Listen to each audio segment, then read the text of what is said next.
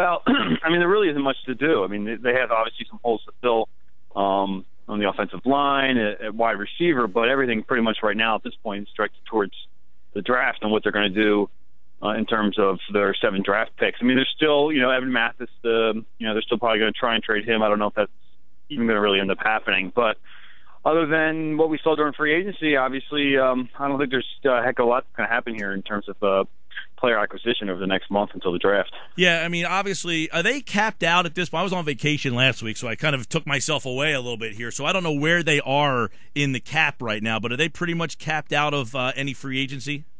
Yeah, I mean, well, at this point, you're really not going to be spending much for any free agents anyway. But they have about $6.5 million left. I think maybe if you picked where they're slotted now, you'd have probably like 4.5, 5 committed to the draft picks and undrafted free agents. So, I mean, yeah, they're pretty much close to up against it. But that is, of course, unless they move someone else or trade someone like Evan Mathis. Jeff, you wrote a piece over at Philly.com for the Inquirer, and I thought it was pretty interesting about the wide receivers and that Chip Kelly kind of has this hidden value in his wide receivers. And was it telling to you when they didn't bring back McLane, or did they realistically want to bring McLane back and just couldn't get it done? And now, where is the future of that position? They wanted to bring Macklin back, certainly. If you looked at what happened in free agency, and I know pretty much what happened in the negotiations. They weren't willing to go to $11 million, and there wasn't really any other team other than the Kansas City Chiefs that was willing to go that high for Jeremy Macklin. He's a good wide receiver, probably at best a 1A, not like kind of a 1 elite guy. And I think the Eagles probably thought that about Jeremy and drew a line. And when the Chiefs outbid them, they weren't willing to go there. So in some ways, you can understand where they're coming from. You set guidelines for certain free agents and what you're willing to pay, and they weren't willing to pay Jeremy that, and now they're going to have to kind of figure out what they're going to do with the position. But as I wrote in the story, I don't think they're as concerned as perhaps maybe the fan base is. They have right now Josh Huff and Riley Cooper on the outside. They think Huff probably will take a leap in year 2. I'm not so sure about that myself. And then you have Jordan Matthews in the slot, who really had a strong rookie season. Jeff McLane's with us. The Philadelphia Inquirer, Philly.com is obviously that's one area here. The wide receiver spot, is that now somewhere where they may target in the draft, where maybe before free agency that maybe we didn't think they would go for?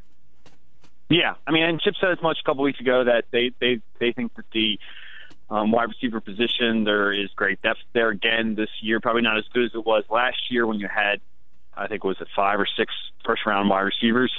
There could be as many as 5 going this year. I don't know if any of them are going to have as great of an impact as, say, an Odell Beckham or Benjamin or Sammy Watkins, but there are going to be potential, starting receivers that they can get in the first round, maybe in the second or third round. We'll see how it plays out. I don't think they're going to have a chance to get one of those top 3 guys, Amari Cooper, Kevin White, but probably the top 2. But they should be able to get somebody talented and able to contribute right away. Jeff, the Chip Kelly's going to speak on Wednesday. What do you think is still out there that you want to hear from him to answer? I know he didn't speak for a long time. Did you get enough from him when he, had his little impromptu press conference before some of those signings? Is there still more that you think needs to be told by Kelly? Well, I mean, first off, I want to know more about his off-season plan in terms of what they did in the roster and what they did in the signings. And he addressed that for the most part, but probably maybe go into a little more depth about his ideas on roster building. I mean, again, certainly the wide receiver position, why did he feel like there wasn't as necessary for him to go out and replace that even when they couldn't get Macklin? And why are you willing to basically pay DeMarco Murray what you essentially were going to have to pay LaShawn McCoy? I mean, you said that this McCoy was a great player and you're able to get 2 players in return, essentially Maxwell and Kiko Alonso, but then you basically turned right around and spent the same amount of money on DeMarco Murray. McCoy this past week mentioned that maybe perhaps it's a panic move. I don't know about that, but it certainly looks like they were kind of working on the fly, especially after Frank Gore turned back away from them and starting with the Colts. So there's stuff like that, and certainly I think that we still have some answers to try and get in terms of what happened in the front office. He did say that he had nothing to do with that. We'll find out probably more from Lurie. He's going to talk on Tuesday. Chip, when he spoke a couple weeks ago, pretty much passed the buck to Lurie and said it was all Lurie. I mean, we know that is the case, but it'll be interesting to see how Jeff says that. A few days after he said that there's no way in hell that Howie Roseman wouldn't be his GM, he basically cut his nuts off, and that was the end of that. We're talking with Jeff McLane here. Jeff, you look at what Chip Kelly's done. I opened up today by kind of looking at this roster. It's almost like Chip Kelly is building this team like a college program where the coach is the star of the team and the players are just guys who stay for 2 or 3 or 4 years and then they move on, but the coach is always identifiable. I can't think of another team in football. It's still Brady and Belichick. It's not Belichick and Brady. It's Chip Kelly making this like a college team where the coach gets he's the star of this team.